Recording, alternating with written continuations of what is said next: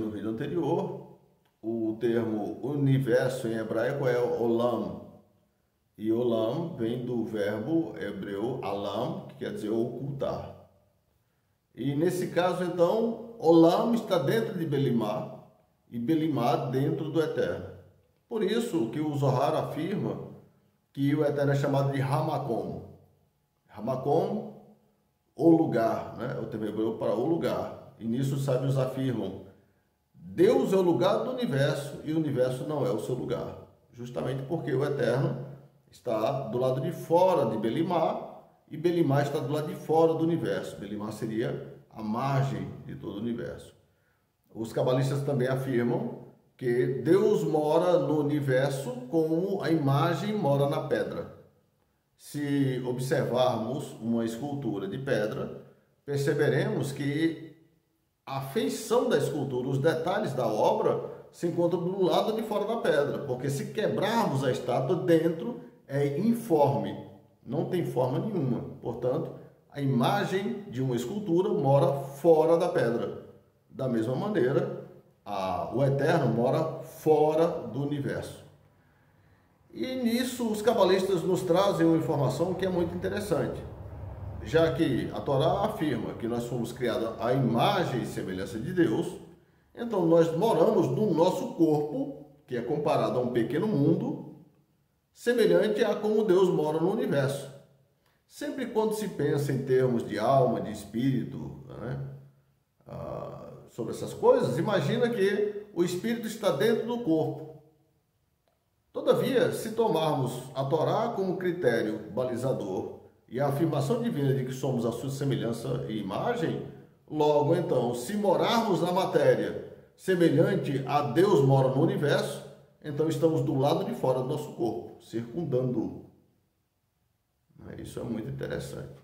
Muito bem, deixando essa questão um pouquinho de lado, vamos continuar então, pensar aí nas Sefirot que vagam, flutuam dentro de Belimá e agora elas buscam se comunicar e se deparam nessa tentativa com as Klipot, as camadas de negatividade que permeia a superfície, a face de cada Sefirá.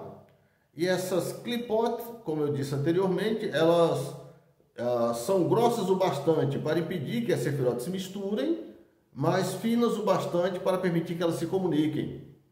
E a comunicação das Sefirot, ela ainda não se dá de forma verbal, né? A comunicação se dá através de vontade, de desejo, de sentimento, né? Uma troca de energia, e essa energia ela vai se transmutando de um aspecto a outro na medida que vai rompendo essas camadas de Klipot que estão estabelecidas entre ambas as Sefirot. E essas energias que vêm de uma Sefirot chegando vai de uma Sefirot a outra, né? Elas vão mudando em graduação, em forma, e cada vez que as Sefirot buscaram se comunicar, um aspecto da criação foi se revelando, foi se desdobrando.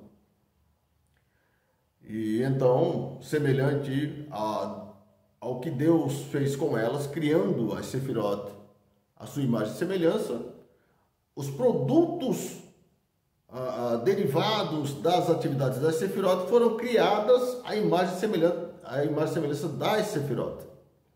Por isso, então, os sábios acreditam que, em termos gerais, as Sefirot ela tem um formato como um globo, já que esse núcleo de energia chamado Sefirá, ela vai produzir as coisas do universo mais ou menos a sua imagem e semelhança. E não seria então por acaso que os planetas são redondos, que a Terra é redonda, que a maioria dos frutos que se encontram nas árvores são redondos, que o lugar onde habita o órgão mais importante do corpo, que no caso a cabeça, tem um formato redondo, e assim sucessivamente, né? Então tudo onde a energia divina ela vai se condensar, ela vai se estabelecer, ela vai plasmar-se, a primeira expressão dessa energia divina vai ser algo redondo por causa das Sefirot, porque essas energias emanam das Sefirot e formarão algo segundo a sua espécie,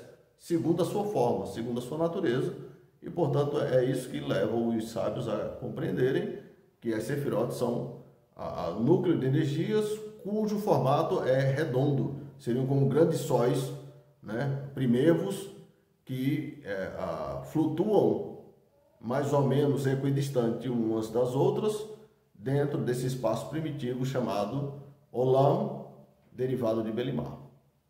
Ok? Muito bem. O número total dessas sefirot são 10. 10 sefirot. E essas sefirot vão, nas suas comunicações, derivar entidades um pouco abaixo delas, mas acima de todas as entidades que virão depois. E essas entidades que virão um pouco abaixo delas, nada mais são do que as letras do alfabeto hebraico. Então, de acordo com a tradição cabalista, cada letra da Torá, na verdade, é um retrato de uma entidade, de um anjo, né? E toda a Torá nada mais é do que a expressão dessas entidades contando a sua própria história e a história de todo o universo que se desdobra a partir desses fenômenos que tratamos desde o primeiro videozinho até o momento. Shalom Leitraot.